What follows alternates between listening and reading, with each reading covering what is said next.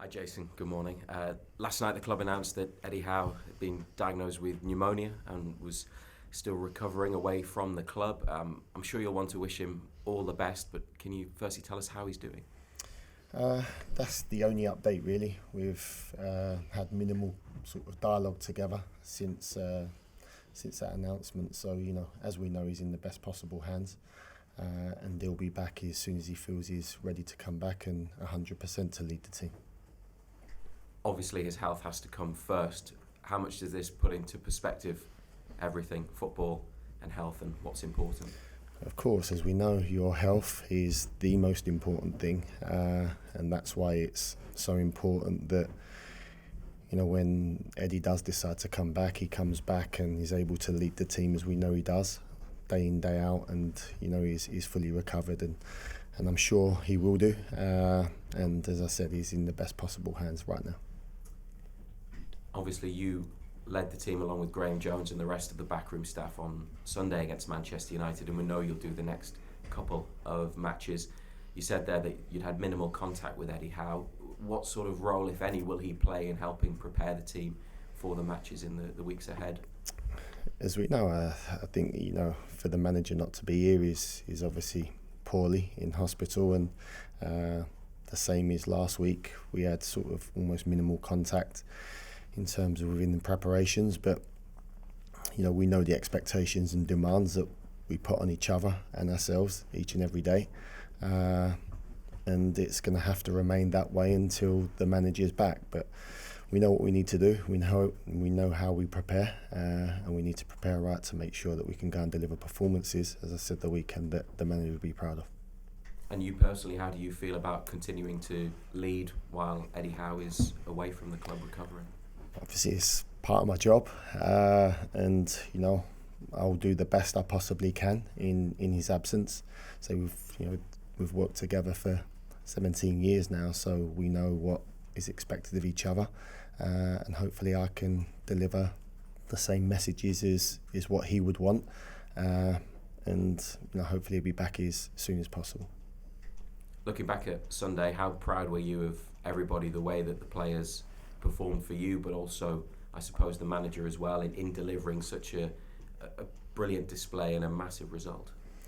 Obviously really proud, and the most important thing was that the players went out there and delivered a performance that the manager would be proud of and would expect. A testament to the group of players and staff that we've got here at the football club. Showed a fantastic attitude. Everyone pulled together at a time like this when they needed to. Hence, they went out and delivered the performance that they did against Manchester United. And what sort of opportunity lies ahead for you with this game in hand against Crystal Palace? They're a team that's been in good form recently. They've got a cup semi-final. They were 2 up at Manchester City at the weekend, so I'm sure you're expecting a tough game, but if you avoid defeat, you'll go up to third.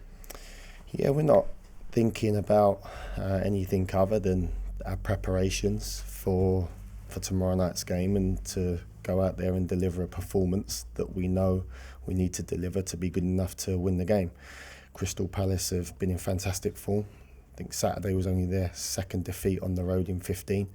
They don't concede many goals, so it's going to be a really, really difficult challenge for us. They're a dangerous side, but as we know, if we can go out and deliver performances like we did at the weekend, then hopefully that'll go a long way to us getting the points that we want. Last question from me about Joe Willock, who has been missing, been following the concussion protocols. Is he able to return to your squad tomorrow night? Yeah, he's now exited the concussion protocols, so he's available now to be involved in the squad for tomorrow night. Thanks, Razor. Keith? Jason, you said on Sunday after the match that Eddie he'd messaged you congratulations for how well you guys did. Have you been able to have any more conversations about the performance or looking ahead to this game since then, or is it been as basic a communication as that? It's just been a few text messages yesterday, minimal contact really. As we said, I think the most important thing for the manager now is to rest and to recover, and probably not to sort of worry too much about anything other than making sure he's he's recovered and he gets himself better as quickly as possible. So I imagine the next couple of days, if he's feeling better, maybe we'll have a little bit more dialogue. But as it stands, as we are now, there's been minimal contact. And you guys are like that with the players, aren't you? When they're injured or they've had a spell away, you ease them back in. You don't sort of throw them back in the deep end. I guess for Eddie as well, when he comes back and you touch on it there, you'll want to make sure he's 100% because it's obviously a serious issue. Of course, I think when health is involved, the most important thing is that that comes first and foremost above everything else. And I'm sure when Eddie does return, he will sort of probably ease himself in sort of to the role, but it's important that when he does come back, he's able to lead the team like he always does, and hopefully that soon. It's a day-by-day thing, but he's in the best possible hands right now, and as I say, hopefully we can have him here as our leader as soon as possible, but only when he's 100% right to do so. In terms of the players, we saw on Sunday they're doing their bit on the pitch. Has there been any examples of maybe what they're doing behind the scenes off the pitch to step up and obviously they're leaders, you've got a lot of leaders in that camp, but just to take on that extra responsibility without Eddie being there? No, I think, when we've been here sort of, nearly 4 years now, and the expectations and the demands that have been set on the players throughout that time, day in, day out, they know the expectations, they know the standards. And with the group of players we've got and the leadership we've got within the group, it's down to everybody to maintain them standards. We know that if we slack or slip away from the standards that we've set, then we'll certainly get punished. It's that type of league. So they know the expectations. They stood up and they was there to be counted against Manchester United. They're going to have to do the same for the remaining games, whether the manager's here or is not. That's what we would expect from them. And I'm sure the type of group they are, they'll go out and do that. And this sort of fixture tomorrow against a team like Crystal Palace, who, as you rightly say, have done well this season, it's kind of a similar sort of fixture to maybe some that you've maybe struggled in at times this season, the likes of Bournemouth at home, Fulham at home, Brighton. In many ways, Manchester United at home on Sunday kind of takes care of itself, doesn't it? You need to be aware that this is a team that can cause you problems. It's certainly a team that can cause us problems, and it's certainly a team that, if we're not at our best, will punish us, and we know that, and I'm sure the players know that. They know the opportunity that lies in front of us with Crystal Palace, and we've got our own goals that we want to try and achieve, and we know that everybody is aware of that. So as you say, the performances against Bournemouth at home and Fulham at home was way below our standards, and we know that. But since then, we've been on a really good run. We're in fantastic form. And it's important that we continue that, and the only way we will do that is by being at our best and sticking to the standards that we've set ourselves for a long time now. Thanks, Keith. Andy? Morning, Jess. We often in football kind of get lost in the football, don't we? And we get away from the humanistic side of things. It's easy to forget that Eddie's not just a colleague, he's your mate. How difficult has it been for you to see your mate unwell and in hospital over the last few days? Of course, it's really difficult, especially someone that you've worked so closely with for such a long time. And as I said, he's never sort of missed more than a day or two in the whole time that we've been working together. So it's a new situation for me. It's a new situation for the players here at the football club and staff. But the most important thing, and I think the thing that sort of almost gives you comfort, is that he's in the best possible hands possible. And he's not a silly guy. Eddie will sort of, take notice of what's said to him, and he'll make sure that, he's fully recovered when he comes back. And the sooner he's back, as I said before, the best for everybody, but only at a time when he feels he's ready to come back and is 100% to lead the team. Absolutely. On the football side, there's a lot of talk about Newcastle United's midfield. Would you agree that it is one of the best around at the minute in the sort of balance that is there in the midfield with those three? I would say they're certainly up there, whether that's myself being biased or not, but, you're talking three international players, one's an Italian international and two Brazilian internationals. So, I think when you look at the calibre of countries that they sort of play for and the players that they are. They're certainly a tough opposition for anybody to play against. They're in really good form. They've got a really good understanding with each other, strengths and weaknesses. And as we see from the weekend, all three of them I thought was magnificent against Manchester United. They're great characters. They won't drop below their standards. They're great leaders, and we're going to need that leadership and quality for the remaining 7 games. On another note entirely, a lot's been made about Dan Burn and his form recently in the amazing couple of months he's had. I don't know if you'd seen, but there was a clip doing the rounds, you probably have, of him helping a guy move his car off a roundabout the way. Does that sum up what sort of person he is, after we've talked so much about what sort of player he is recently as well? It does, and I think no one in this building would be surprised with that. Dan is such a level-headed lad. Every single day he steps foot into the building and out on that pitch, what he's going to deliver. He's going to give you 100% commitment on the pitch, off the pitch, his attitude, and he's always got time for people, and he's always there to give a helping hand wherever or whatever that may be. And that was just great credit to Dan and his character. But no one was surprised, because that's Dan Burn, and he's got all the accolades and he's got all the rewards off the back of the fantastic attitude that he's got. And just finally, tomorrow night, obviously it was an excellent day on Sunday. How are Newcastle looking? Team news, obviously Anthony coming back onto the bench at the weekend. How's he looking? How's everyone else looking? Yeah, everybody's come away from the game fine. As you said, it was good to get Anthony Gordon some minutes on the pitch. Great to have him back with the qualities that he's got. Joe Willock's now back from the concussion protocols. So the squad's in good shape. As always, thankfully, we didn't pick up any injuries from the weekend. So we go into the Crystal Palace game, full of health up to this moment, obviously. Thanks, Andy. Alistair? Hi, Jason. Can you give us an idea of how different your job has been day to day, how much more difficult maybe it's been with Eddie not here?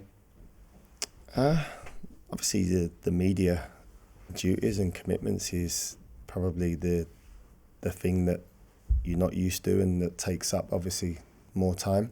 But in terms of the preparations and the day-to-day stuff, we've worked together for so long. We've worked in a way that we always have done. So from that perspective, it's no different. You obviously sort of prepare training, but obviously you haven't got the manager by your side with the experience and the help that you would normally have. So it's been difficult from that perspective, that now you've not got your leader there, but everything else is as it always has been, and it has to be that way. We have to keep things the same, and the players understand that, the players know that. It's been an amazing season so far. Do you feel a pressure to see this through and meet those goals that you and Eddie will have had in the back of your minds at the start of the season? And are you managing to, despite the circumstances, enjoy this role and enjoy doing this? There's always pressure on, not just on myself, but the players, staff, everybody, to go and deliver the best they can for the team, and you're always under pressure to get results, and that's no different. Don't look at it that way. The way we've always worked is to prepare the team the best way we possibly can, to go out there, deliver a performance good enough to get a result, and that's what we'll continue to do. In terms of my role, as I said, I'm just filling in for the manager. Huge boots to fill, as we know, but with the experience of working together for so long, I'm sure hopefully that will sort of help me. But as I say, we know the expectations and demands that we need to have to be able to go out there, deliver the right performances. All right, thank you. Thank you. What's Damien Spellman, Ian Mercer and George Colkin, please? Hi, Jason. What would it mean to you to hand the reins back to Eddie with the club in an even better position than when you took them up? Of course, I think that's obviously what I personally want to do, and the rest of the staff and the players. They want to go and deliver performances and results that the manager would want and he would be proud of, and that's our main goal, and that's what we're working towards every single day. And hopefully we can do that. As I say, we've got a fantastic group of players, great attitude, great leaders. Everybody stepped up against Man United, and everybody's going to need to step up and be at their best for the remainder of the season. You asked about the midfield earlier. When you signed Sandro Tonali, you obviously knew you were getting a very good technical player. Did you realise the athlete you were getting? Obviously, when a lot goes into signing players, we certainly did. From a football perspective, we did a lot of research on Sandro. We loved him as a football player, technically, tactically, his age and athleticism. Obviously, we had all the stats to back that up.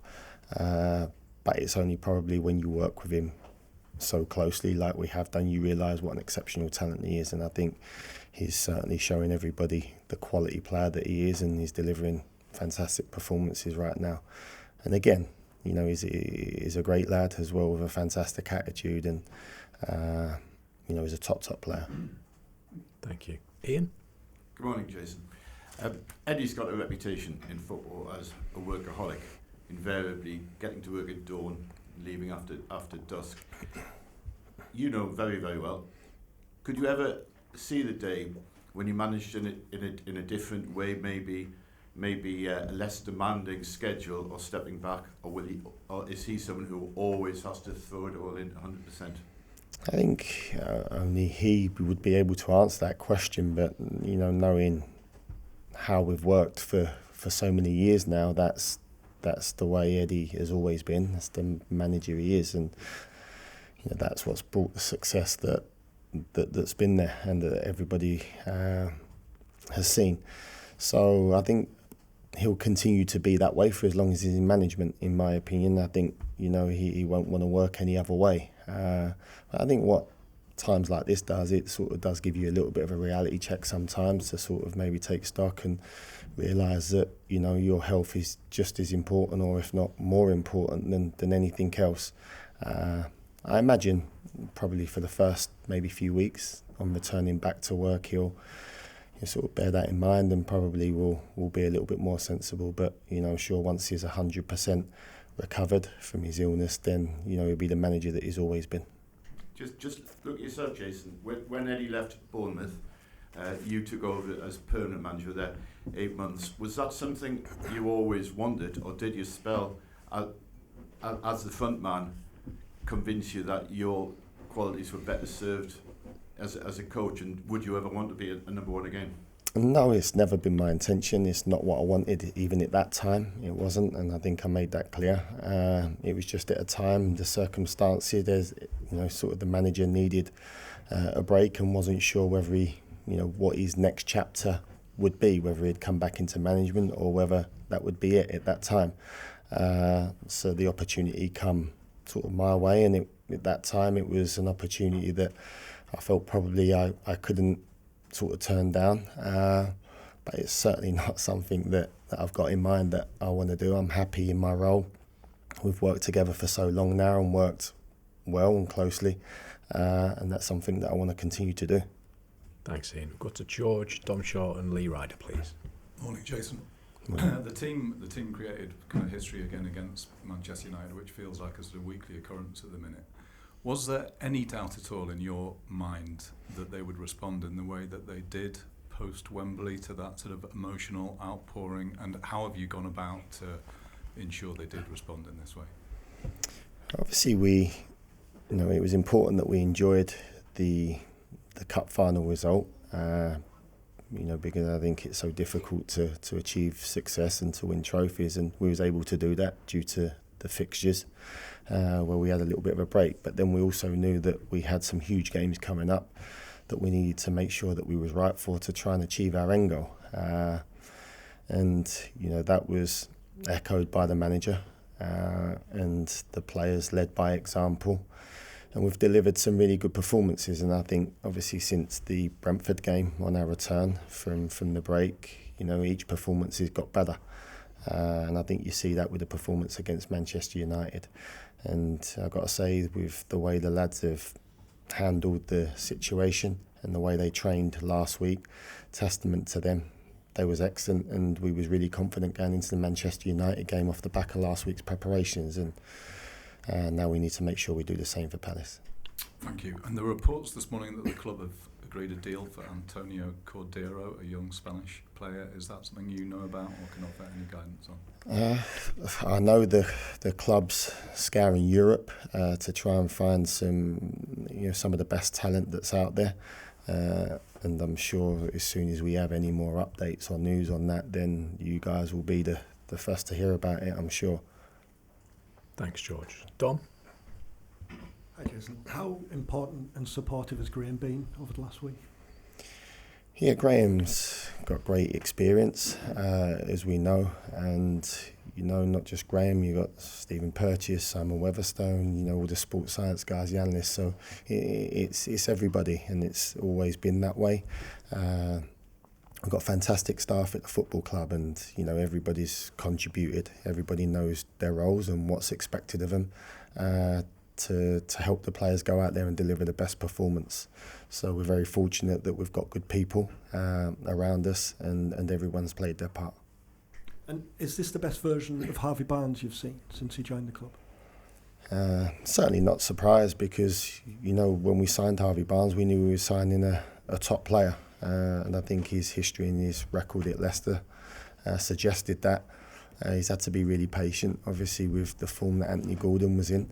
But since he's come into the team, the last 5 games, he's delivered some excellent team performances and individual performances, and really, really delighted for Harvey because he's such a great lad. Thanks, Tom. Lee Ryder? Jason, is it fair to say there's no exact time frame for Eddie's return? And we know he's out for the next 2 games, but it feels like there's no exact time frame.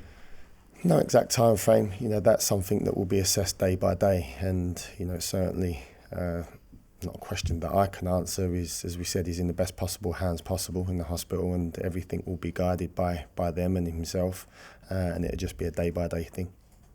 So it feels like there's no pressure on him to come back at any stage before the season's done.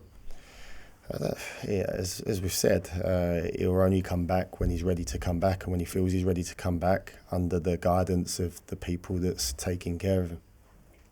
Just on Crystal Palace, it was a 1-1 draw down there earlier in the season. That was a tough game. It feels like an even bigger game now at St James's Park. You can't underestimate the job that Glasner's done down there. He's done a brilliant job. They had a difficult start to the season. But their form of recent has been outstanding. In the top sort of 3 or 4, I think it is in the Premier League in some of their metrics. So we know it's going to be a really, really tough game for us. They're a very dangerous side. As I said earlier, they've only lost 2 games in 15, I think it is, away from home, and obviously one of them was the weekend. So we know it's going to be a tough task, and we know we have to be at our best to make sure that we get something from the game. And with the group of players we've got, they'll understand that, they'll know that, and hopefully we can go out and deliver a performance good enough to win the game. Thanks, Lee. We've got Jason Mellor, Jordan Cronin and Dom Sker, please. Hi, Jason. Just given the serious nature of pneumonia and obviously the need for Eddie not to rush himself back, are you ready to be in charge for all the final 7 games this season? As and when called upon, as I said before, it's for me anyway, it's a game by game, day by day thing. I'm here to step into Ed's shoes as and when I need to. That's my job. That's what I have to do. Supported by the excellent staff that we've got here at the football club. So, as I say, hopefully the manager will be back as soon as possible, sooner rather than later, but only at a time when he feels ready. And whenever that is, it's my duties that I have to stand in for him. Are there any plans to visit him in hospital, or would he not like the fuss? At the right time, but as I say, he's in good hands at the minute, and he's being taken care of by the best possible people, and I think at a time when he feels probably he's ready for people to maybe go and see him, then for sure I will do. Yeah. Thank you. Thanks, Jason. Jordan? Hi, Jason. You first came across Will Asula at Sheffield United, and I imagine played a part in bringing him here. What was it back then that impressed you about Will? Just the raw pace that he has. Reminds me a lot of a young Callum Wilson. He runs in behind extremely well. He's a goal scorer, great size, great athlete, and he's got a fantastic attitude. And obviously, when you're as young as Will, then you've got huge potential. And Will Asula is developing really, really well here. And like a lot of players that we sign at the football club, certainly young players, the likes of Lewis Hall and the Tino Livramentos, etc., they have to be patient. And Will's getting a lot of work into him on the training ground, and I'm sure, and we're all confident that when Will's moment and his opportunities come, then he'll take them.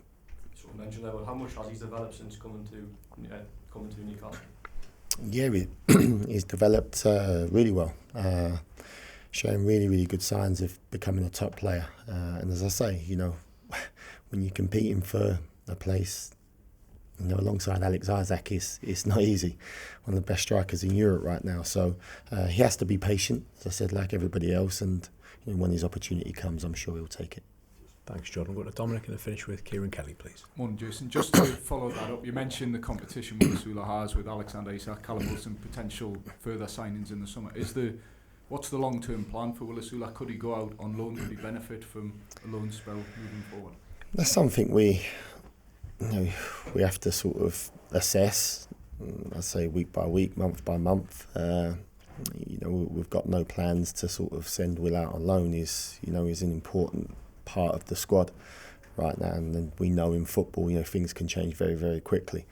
We've seen it time and time again throughout a managerial career, not just here.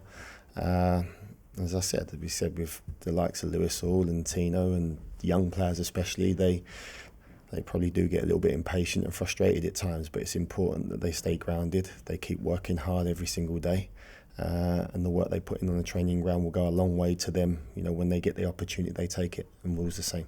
And just on the injury front, how's Sven Botman doing in his recovery? I've been really pleased with Sven Botman's recovery. Is ahead of schedule. He's now back out on the grass, and hopefully he'll be back out there or back in contention very soon for us. Thanks, Tom. Kieran to finish. Morning, Jason. Could I just ask you mentioned the demands, expectations. What does that look like day to day behind the scenes? Well, there's a lot that goes into it. There's obviously the preparation, there's the tactical element, there's the analysis element, training,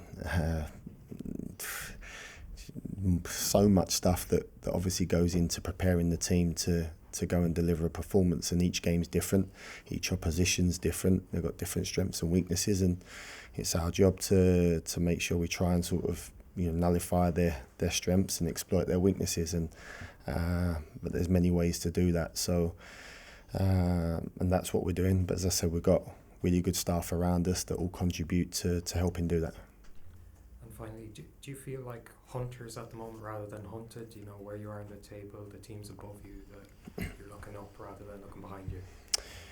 Yeah, we've always looked up because that's where we've always wanted to be, and that's where we want to get to.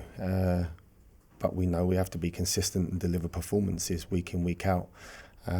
We've shown that consistency recently, which has put us in the position we're in. But we can't take that for granted. We can't step off the gas, so to speak. We know we've got 7 cup finals ourselves, and we need to make sure that we go out there in every single game and perform the way we did against Manchester United, with that effort, commitment, aggressiveness, to go out there and help us get the results that we want to try and finish as high up the league as possible.